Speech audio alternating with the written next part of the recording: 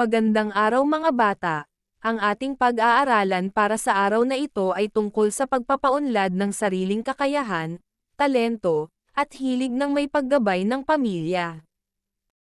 Narito ang mga kasanayan at layuning pampagkatuto. Una, na iisa-isa ang mga sariling kakayahan, talento, at hilig ng isang bata na kailangang paunlarin ng may paggabay ng pamilya. Ikalawa, na ipaliliwanag na ang pagpapaunlad ng sariling kakayahan, talento, at hilig ng may paggabay ng pamilya ay nakapag-aangat ng tiwala sa sarili at kalooban upang gawin ang kanyang mga tungkulin. Panghuli ay nilalapat ang sariling pagpapaunlad ng mga sariling kakayahan, talento, at hilig ng may paggabay ng pamilya.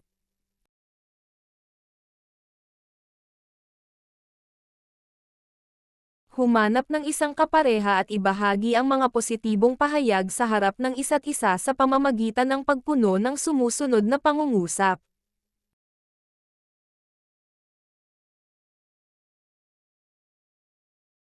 Matapos magpalitan ng pahayag, suriin ang sarili sa pamamagitan ng checklist. Ilagay ang check sa ilalim ng hanay na naglalarawan sa iyong sarili.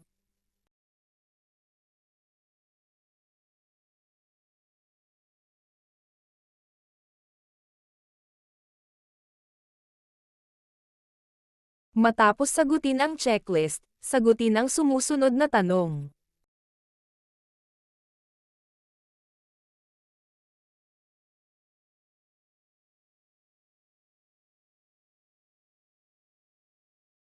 Mga bata, may kilala ka bang tao na may kakaibang galing at kakayahan? Maaari mo bang ikwento?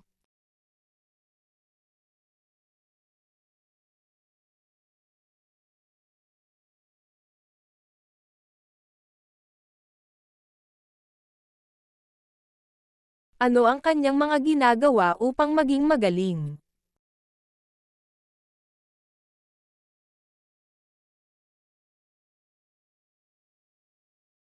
Ikaw, ano naman ang kakaibang kakayahan o galing mo?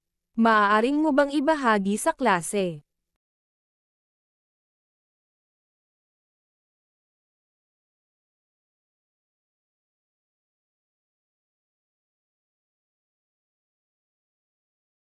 Basahin ang kwento ni Lucas at tingnan kung ano ang kanyang kakaibang kakayahan. Alamin din kung paano siya naging matagumpay gamit ang kanyang kakayahan. Si Lucas at ang kanyang lapis. Sa isang maliit na nayon ng Gara, naninirahan ang mag-asawang sina Lina at Mario kasama si Lucas, ang kanilang nag-iisang anak. Si Lucas ay isang matalino at mahusay na bata. Sa murang edad na siyam, palagi niyang daladala ang kanyang lapis at papel upang iguhit ang kanyang mga nakikita. Napansin ng kanyang mga magulang ang hilig niya sa pagguhit. Kung kaya nagsikap ang mga ito na suportahan si Lucas sa pamamagitan ng pagbili ng mga gamit pang sining. Para maipadama sa anak ang kanilang suporta, palagi silang naglalaan ng oras upang pag-usapan ang mga gawang sining ni Lucas at kung paano sila makatutulong na mapaunlad pa ito. Isinasalaysay naman ng kanyang nanay ang mga kwento tungkol sa mga kilalang artista sa larangan ng sining na may pinagdaanang hirap at tagumpay. Ang mga kwentong ito ng ina ay nagbibigay sa kanya ng determinasyon. Maraming mga pagsubok ang hinarap ni Lucas. Dahil sa hirap din ng buhay, kung minsan ay hindi niya mabili ang mga bagay na angkop para sa kanyang hilig sa pagguhit. May mga pagkakataon na kailangan niyang magtipid ng kanyang baong pera para may maitabi para sa mga kagamitang kailangan niya sa kanyang pagguhit. Dumating din ang mga sandaling naging mababa ang kanyang tiwala sa sarili. Ngunit ang kanyang mga magulang ay laging nariyan upang ipaalam sa kanya ang kahalagahan ng kanyang talento at ang pagmamahal nila sa kanya anuman ang kanyang marating. Ang hindi matitinag na suporta na ito ay nagbigay lakas at tapang na magpatuloy. Habang lumalaki si Lucas, patuloy na umuunlad ang kanyang hilig at talento sa pagguhit. Dahil dito, na ipagkaloob sa kanya ang isang scholarship sa isang prestihiyosong paaralan ng sining sa Amerika. Masayang-masaya ang kanyang mga magulang sa parangal na tinanggap niya. Lumipas ang maraming taon at nagsimulang kilalanin ang sining ni Lucas, ang kanyang mga likha ay naging bahagi ng mga iba't ibang exhibit at siya ay naging isang kilalang mangguguhit. Nanatili naman sa kanyang tabi ang kanyang mga magulang sa buong paglalakbay niya. Siya ay nagtagumpay dahil sa kanyang kahusayan. Naunawaan niyo ba ang kwento ni Lucas? Halina't sagutin natin ang mga sumusunod na tanong.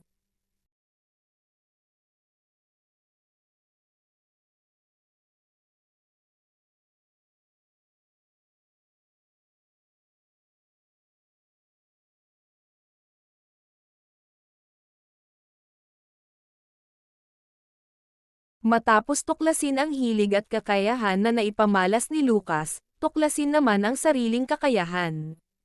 Isulat ang iyong mga hilig at kakayahan sa loob ng mga bilog. Matapos punan ang mga bilog, maaaring ibahagi ang mga sagot sa klase.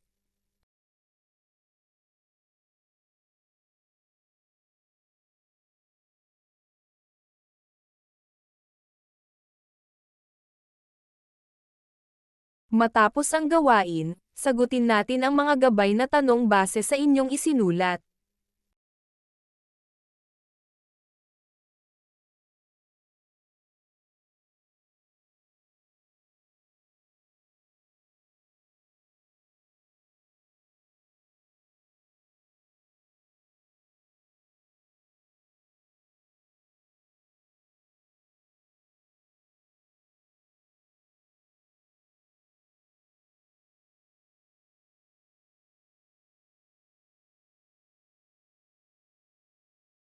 Ang hilig ay ang pagkakaroon ng pagkagusto o pagnanasa sa isang tiyak na larangan o gawain.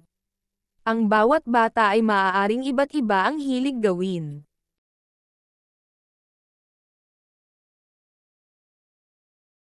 Ang kakayahan ay mga kilos o kasanayan na natututuhan sa pamamagitan ng edukasyon, pagsasanay o karanasan. Sa pamamagitan ng patuloy na pag-aaral ng mabuti, maraming kasanayan ang pwedeng mapaunlad. Ang talento ay mga natatanging kakayahan na mayroon ang isang tao na naisagawa niya ng magaling. Ikaw ba, ano ang iyong kakayahan at talento?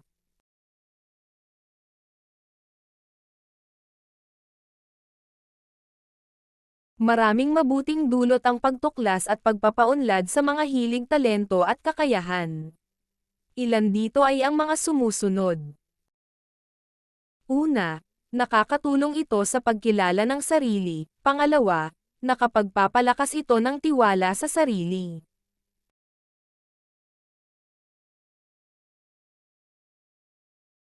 Pangatlo, nakakatulong ito sa pamilya at pamayanan. Pang-apat, nakapagbibigay ito ng kasiyahan.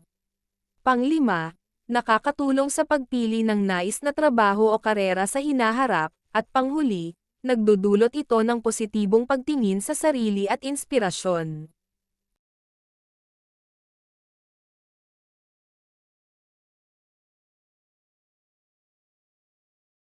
Ayon kay Howard Gardner, may iba't ibang uri ng talino at kakayahan. Maaaring ang iyong kakayahan ay nabibilang sa isa sa mga ito. Halina't basahin natin.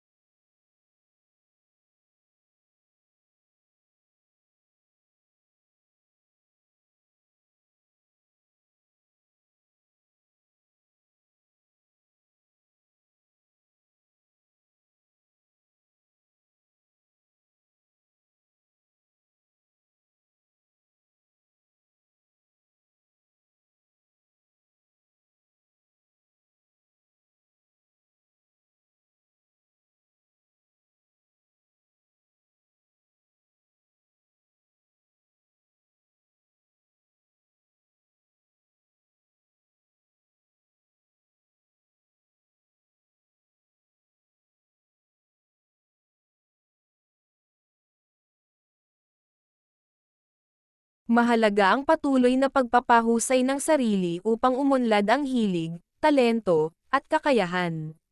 Mainam din na may paggabay at suporta mula sa pamilya. Maaaring isagawa ang sumusunod. Una, alamin kung ano ang nais gawin at kung saan ka magaling. Pangalawa, magsanay ng mas madalas upang maasa ang kakayahan. Pangatlo, maaaring humingi ng payo at tulong mula sa magulang, kapatid, o sa guro.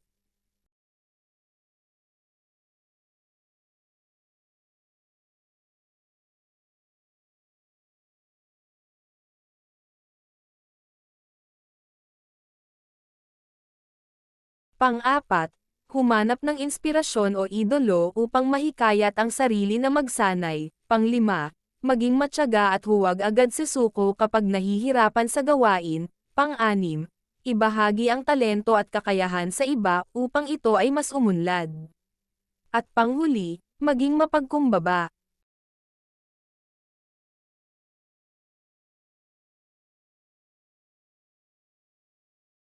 Isulat ito sa unang kolum ang mga sariling hilig, talento, at kakayahan na naitala sa nakaraang gawain. Sa ikalawa at ikatlong kolum isulat naman ang paraan kung paano pa ito mapapaunlad at kung paano makakatulong ang pamilya sa pagpapaunlad.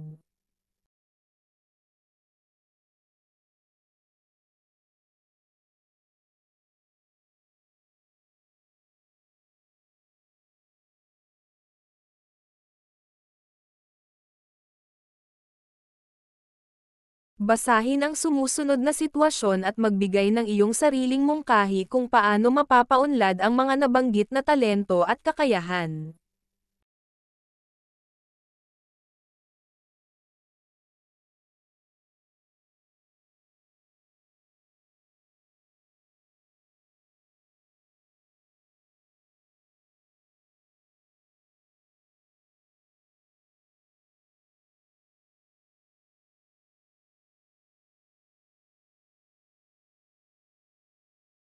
Pagnilayan ang mga natutuhan sa aralin.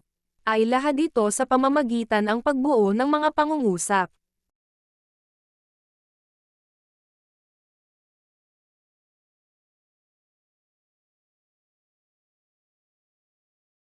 Punan ng mga salita batay sa paksang natutuhan. Piliin ang tamang sagot sa mga salita sa kahon.